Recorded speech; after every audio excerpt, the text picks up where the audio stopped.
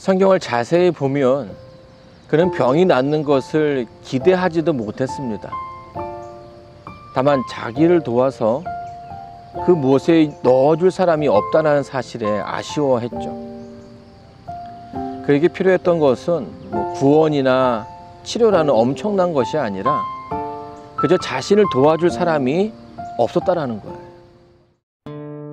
김근순 목사의 살며 사랑하며.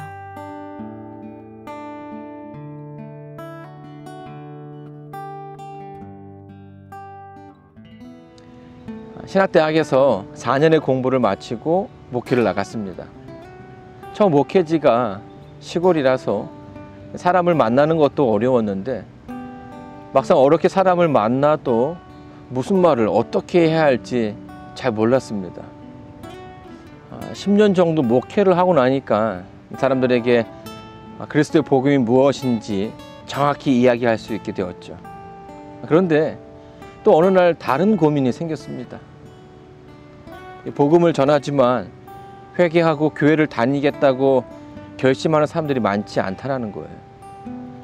침례를 받기는 하지만 교회에 남아있는 사람들의 숫자가 많지 않은 거죠. 그리고 침례자의 수는 늘지만 여전히 교인의 숫자는 비슷한 아주 이상한 일을 경험하기도 하죠. 이 상황이 이렇게 되다 보면 침례에 대한 또 전도에 대한 고민을 안 할 수가 없게 됩니다. 누군가를 교회에 데리고 오는 것도 걱정이지만 데리고 온 다음도 문제가 되는 거예요. 그래서 아무나 쉽게 데리고 올 수 없게 됩니다. 이렇게 몇 해를 보내다 보면 과연 전도가 효율적인가라는 생각을 할 수도 있죠. 고린도전서 1장 21절에 보면 바울은 전도가 미련한 것이라고 설명하고 있습니다. 소모적이고 낭비가 심하다는 말처럼 들리죠. 실제로 전도에 소모되는 비용이나 에너지에 비하면 그 성과가 미비할 때가 많습니다. 전도회를 해도 침례자가 없는 경우도 있으니까요.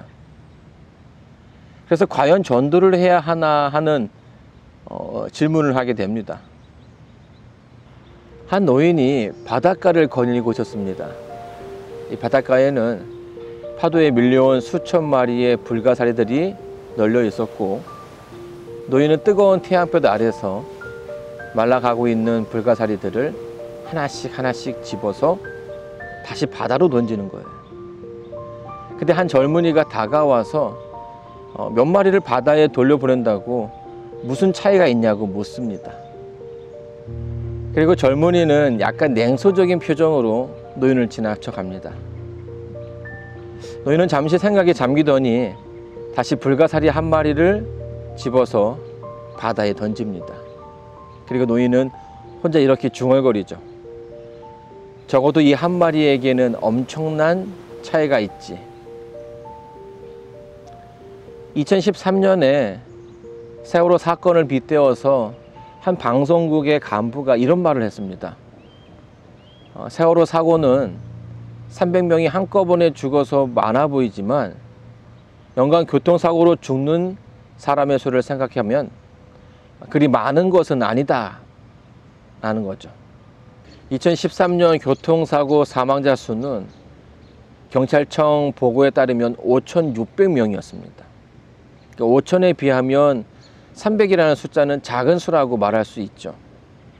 하지만 이 이야기가 세간에 오르내리며 말을 듣는 이유는 300은 숫자가 아니라 생명이기 때문입니다. 전도는 교인 수를 늘리거나 숫자를 올리는 것이 아닙니다. 세력을 키우거나 몸집을 키우는 일은 더더욱 아니죠. 전도는 생명을 구하는 것이에요. 그래서 효율성을 따지기보다는 반드시 해야 하는 일이죠. 요한복음 5장에서 베데스다에 38년 된 중풍병자가 등장합니다. 그의 소원이 무엇인지 아십니까? 성경을 자세히 보면 그는 병이 낫는 것을 기대하지도 못했습니다. 다만 자기를 도와서 그 무엇에 넣어줄 사람이 없다는 사실에 아쉬워했죠. 그에게 필요했던 것은 구원이나 치료라는 엄청난 것이 아니라 그저 자신을 도와줄 사람이 없었다라는 거예요.